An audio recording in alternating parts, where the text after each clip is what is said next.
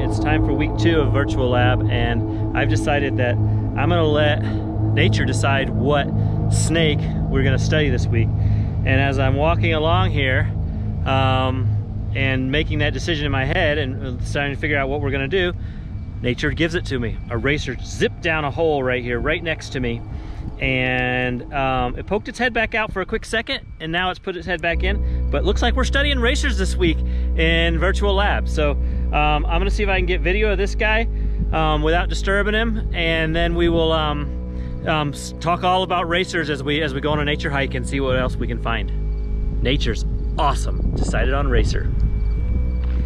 All right, so racers are a group of snakes that occur all across North America, and the one we're going to talk about in particular today is the eastern yellow-bellied racer. They are gorgeous.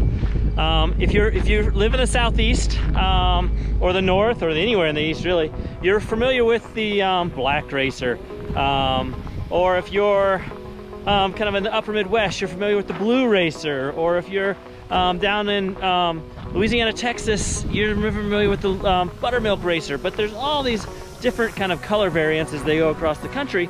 But right here, where I am in Colorado, the snakes are, the adult snakes are a gorgeous olive green with an bright yellow belly. And so they're just, I'm just gonna say they're stunning. You don't see them very often because they're really aware. They like it warmer than most other snakes. Still don't like it hot. If it hits 90 degrees, you're not gonna be seeing racers out moving around. But they do like it when it's a little bit warmer, and their racers are diurnal snakes. They like to come out during the day because they like that warmth. And so they're gonna be one of the few snakes in the middle of the day that you're gonna be able to find.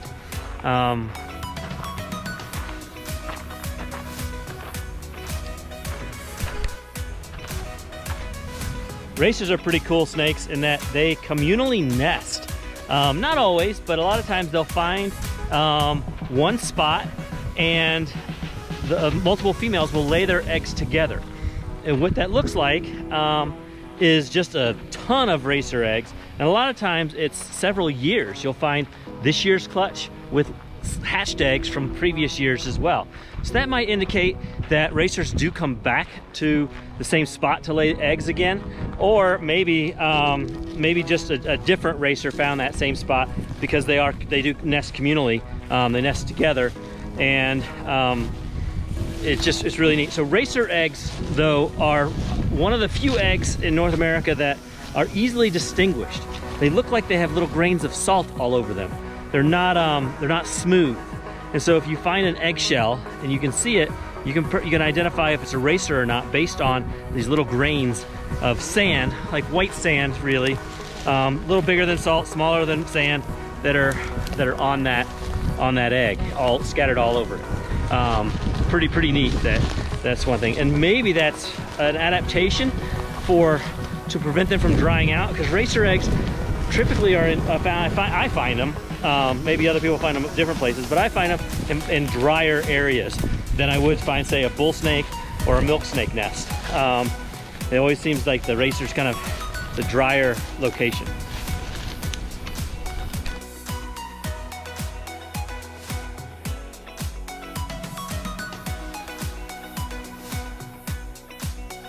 Eye-to-eye with the snake friend. Check out this amazing head-hiding behavior of a racer. The snake is scared to death, and so he's trying to hide his head in his coils. He's been attacked by something. Could have been a hawk. Pretty incredible.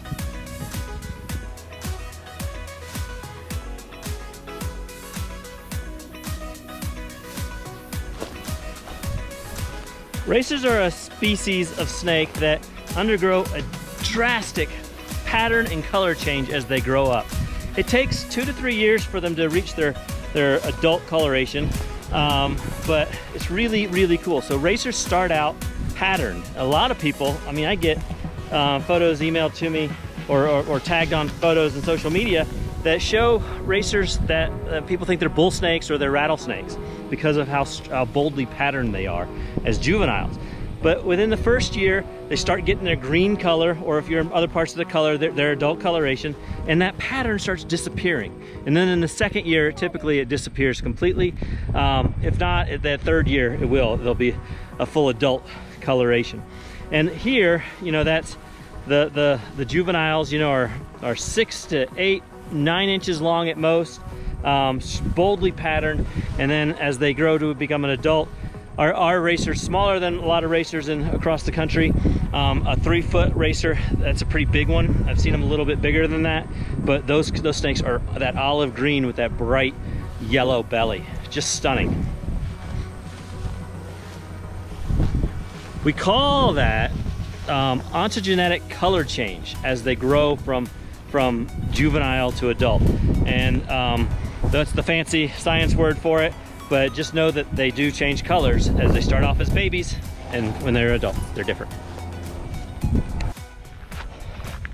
As we mentioned, racers are fast moving, faster moving. You are faster than a racer. Racers can go about 3 miles per hour, and that's your walking speed. So they go in short bursts that are really fast, but never faster than you. You can definitely run faster than a racer. But they're diurnal, and they do this really cool behavior. I almost want to call it weird, but it's not weird. It's just really fascinating. Is that they'll pull up their head and look around like they have a little periscope. We call it periscoping. It's really cool to see a racer pick its head up and just look around, and they'll watch you. It's really neat. I've been watched by racers before. As I've been out in the field, they'll pick up their head and look at you, but sit really still, perfectly still. It's a fascinating and fun behavior.